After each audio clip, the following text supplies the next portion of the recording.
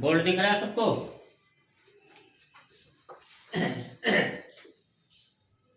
हम लोग exercise start कर रहे हैं 13.4। ठीक है, 13.4 एक्सरसाइज स्टार्ट करने से पहले हम लोग इसके बाद की एक एक्सरसाइज है 13.5, उसमें एक है बर्नौली ट्रायल। ठीक है, पहले थोड़ा सा उसके बारे में समझ लेते हैं, फिर उसके बाद इसको स्टार्ट करते हैं। Bernoulli trials. ठीक है, तो बर्नौली का ट्रायल ये है कि कोई एक्सपेरिमेंट, ठीक है, इस तरीके से है कि वो एन टाइम हो रहा है। ठीक है, एन टाइम्स हो रहा है। ठीक है, आर जो है वो आउटकम है, आउटकम एन टाइम एक्सपेरिमेंट हो रहा है, और आर जो है तुम्हारा आउटकम है। पी जो है वो सक्सेस की प्रोबेबिलिटी है। ठीक है, और क्यू जो है वो फेल्योर की प्रोबेबिलिटी है। फेल्योर की प्रोबेबिलिटी कैसे निकलती है? 1 माइनस पी कर देंगे, Q equal to 1 minus P कर देंगे, फेल्योर की प्रोबेबिलिटी आ जाएगी। तो इसका फॉर्मूला होता है बर्नौली ट्रायल का एन सी आर पी की पावर आर क्यू की power N minus R. Example के लिए जैसे एक क्वेश्चन लिखा है कि एक पासा है, ठीक है, यानी एक डाइस है, उसको हमने 3 बार जो है थ्रो किया। डाइस को, एग्जाम्पल है डाइस थ्रो थ्राइस, मतलब डाइस को हमने 3 बार थ्रो किया। ठीक है, obtaining probability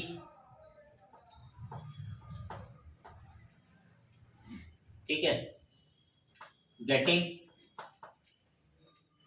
odd number on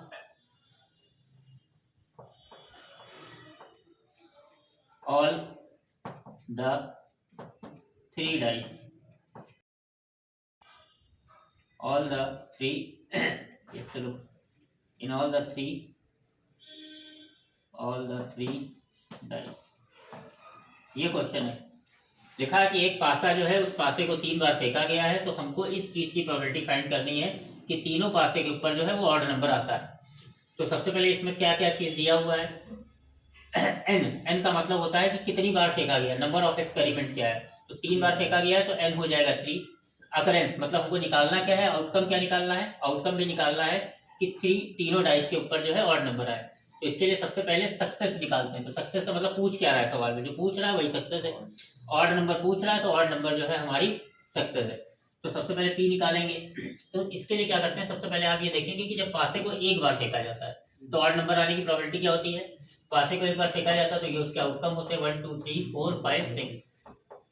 तो इसमें ऑड नंबर कितने हैं? 1 3 और 5, यानी 3/6, यानी 1/2। फेल्योर की प्रोबेबिलिटी निकालेंगे तो हमने बताया था 1 माइनस पी कर देते हैं, यानी ये 1/2। अब पूछा गया है कि तीनों पासे के ऊपर जो है ऑड नंबर आना चाहिए, तो एन जो हो जाएगा 3। ठीक है, 3 बार उछाला गया है तो 3 हो गया एन, और कितने पे लाना है हमको, आउटकम कितना है 3, तो आर भी हो गया 3। फिर होता है पी की पावर आर, पी कितना है 1/2, 1/2 की पावर आर, यानी 1/2 की पावर आर जो ये नीचे लिखा है ये आर है। फिर क्यू की power N minus R, Q कितना है ये भी 1/2 है, इसकी पावर एन माइनस आर, मतलब 3 माइनस 3 0। 3 से 3 की वैल्यू 1 आ जाएगी, और 1/2 की पावर 3 ये 8 हो जाएगी, यानी 1/8 इज योर आंसर। ये है बर्नौली ट्रायल, जिसको हम लोग एक्सरसाइज 13.5 में डिटेल से पढ़ेंगे। ठीक है, अभी यहाँ हमने इसको इसलिए समझा दिया है क्योंकि अभी 13.4 में इसका यूज होगा। ठीक है, इसको उतार लो।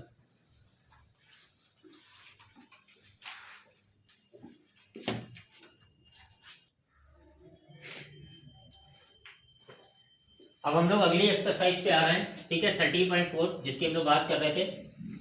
सबसे पहले इसको समझें कि इसमें करना क्या है। इस एक्सरसाइज में, इस एक्सरसाइज के अंदर आपको एक टर्म मिलेगा रैंडम वेरिएबल, रैंडम वेरिएबल।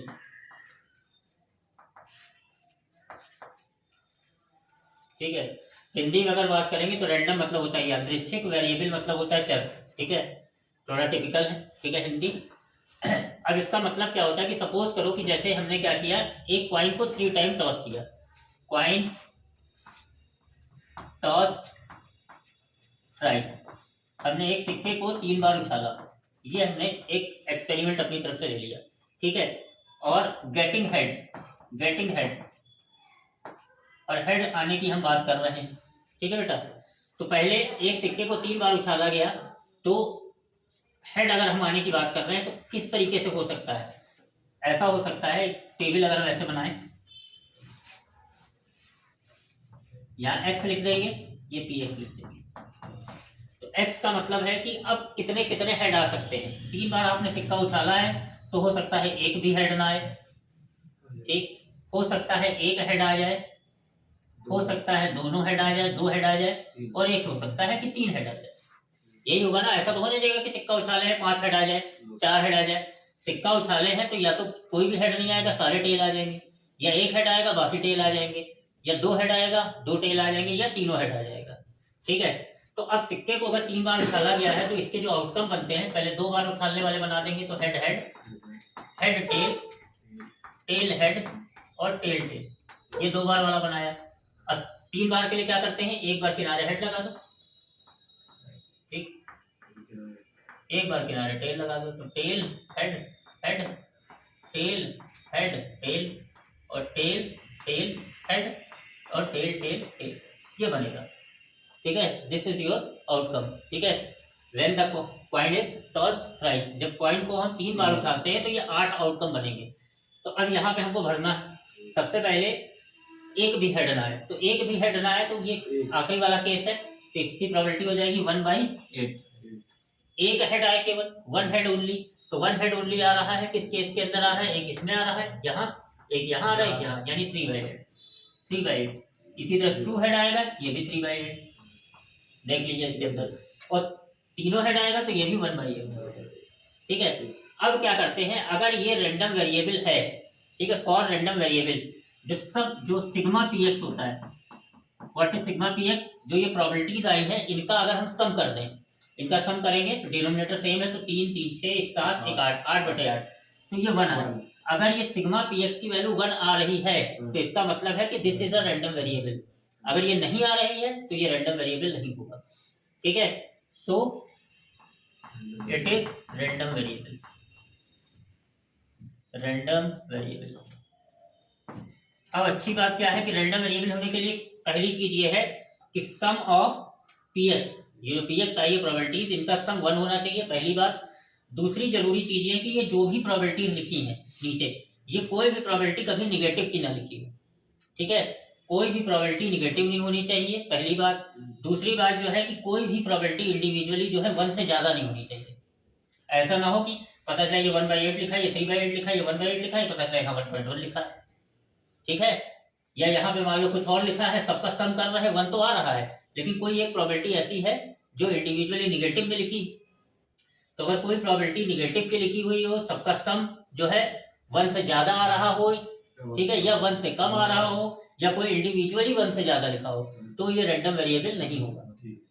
ठीक है, अब पॉसिबल आउटकम निकालने हैं, तो पॉसिबल आउटकम हेड आने के हमें बताया वो x होता है, px जो होती है उसकी प्रोबेबिलिटी होती है। इसको उतार लीजिए, फिर exercise.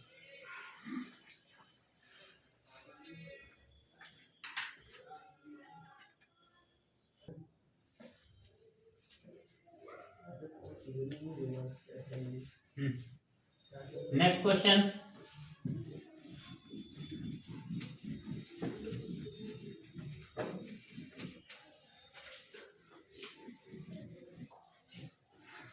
First question of your exercise. ठीक है,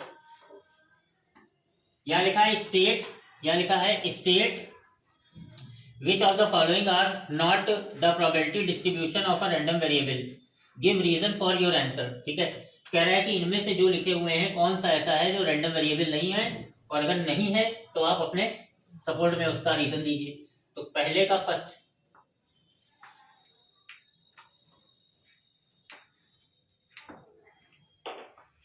ये लिखा है x, ये लिखा है px, 0 1 2, ये लिखा है 0.4, ये लिखा है 0.4, ये लिखा है 0.2। इसी का सेकंड पार्ट,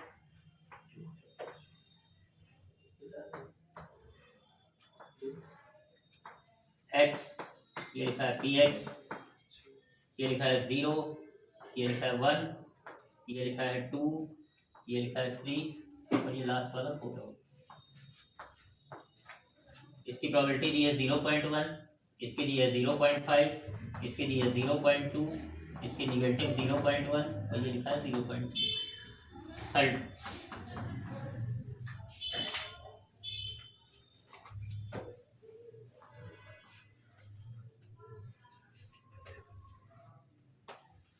ये लिखा है y, ये लिखा है पी वाई, -1, 0, 1। इसके दिया हुआ है 0.6, 0.1, 0.2। ये लिखा है फोर्थ नंबर,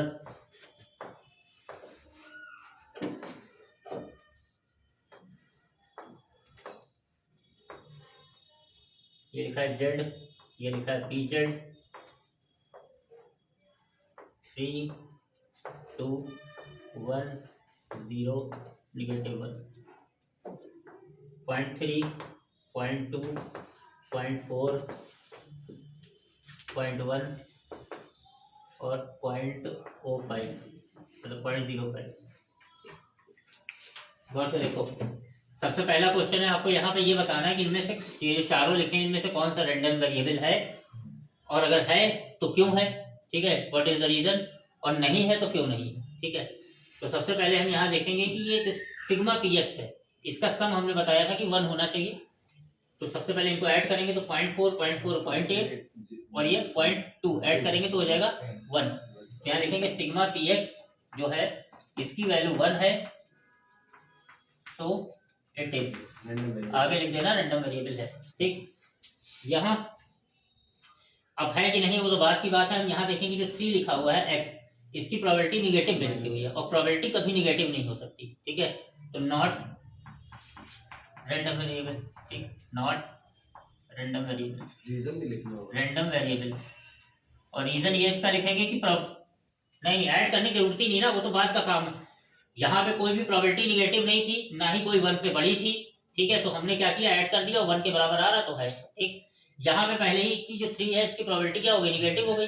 तो अब इसका रीजन हम ये लिखेंगे कि जो यहाँ लिखेंगे P3 जो है वो माइनस का 0.1 है, P3 माइनस का 0.1 है, इसलिए ये रैंडम वेरिएबल नहीं, क्योंकि प्रोबेबिलिटी निगेटिव नहीं होती। नीचे वाले में आओ, यहाँ पे y, ये जो y ऊपर वैल्यू लिखी है ये निगेटिव है, प्लस है, इससे कोई लेना देना, लेकिन जो प्रोबेबिलिटी है वो निगेटिव लिखी है, प्रोबेबिलिटी निगेटिव नहीं है, लेकिन सबको सम करो तो 6 और 2 8, तो ये 1 नहीं आ रहा है, तो इसका मतलब ये भी नहीं है, तो ये भी रैंडम वेरिएबल नहीं है, नो। क्यों नहीं है, क्योंकि सिग्मा पी वाई जो है इसकी वैल्यू नॉट इक्वल टू 1 है, इसलिए। हाँ, अब ये वाला 0.3, 0.2, 0.5, ये हो जाएगा 0.9 और ये हो जाएगा 1, और ये ऐड करेंगे तो 1 से ऊपर निकल जाएगा, तो ये भी नहीं है, नो। क्यों नहीं है, क्योंकि सिग्मा पी जेड जो है वो 1 के बराबर नहीं है। उतार लो।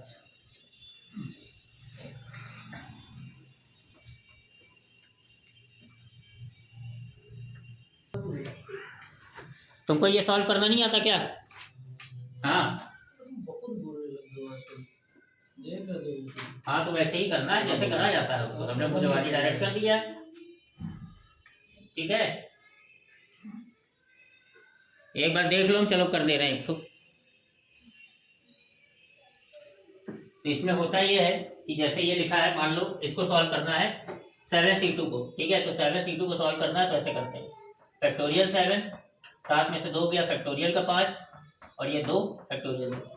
अब क्या करते हैं, इस 7 को डिक्रीज करते हैं तब तक जब तक नीचे वाला ना आ जाए, नीचे वाले में से कोई आ जाए। तो 7 × 6, फिर एक और कम करेंगे तो हो जाएगा 5, 5 पे रोक देंगे क्योंकि 5 नीचे वाला आ गया, फैक्टोरियल 5, ये कैंसिल, और 2 × 1, 2 3 जा 6, तो 7 3 जा 21, तो 7c2 की वैल्यू आ गई 20। ऐसे करके सॉल्व करना है।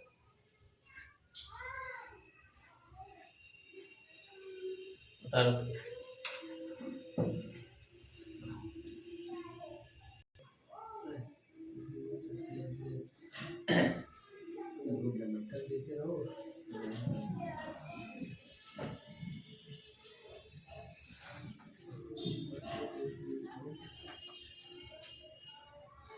क्वेश्चन नंबर 3 लिखा है, let x represent the difference between the number of head and number of tail obtain when a coin is toss 6 time.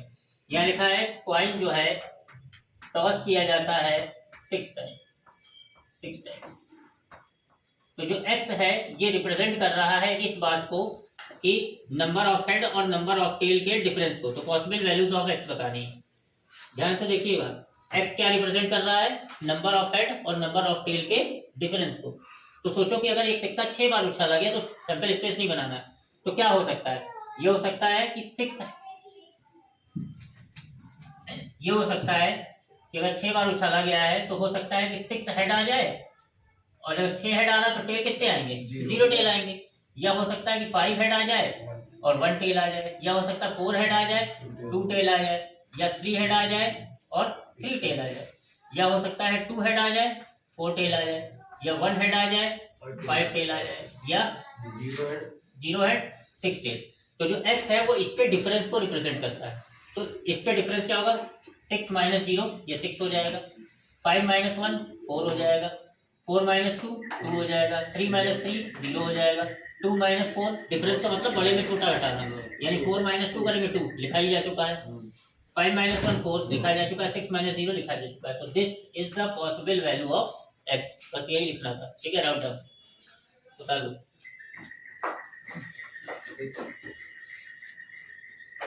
ठीक बता दो, यहाँ कहा गया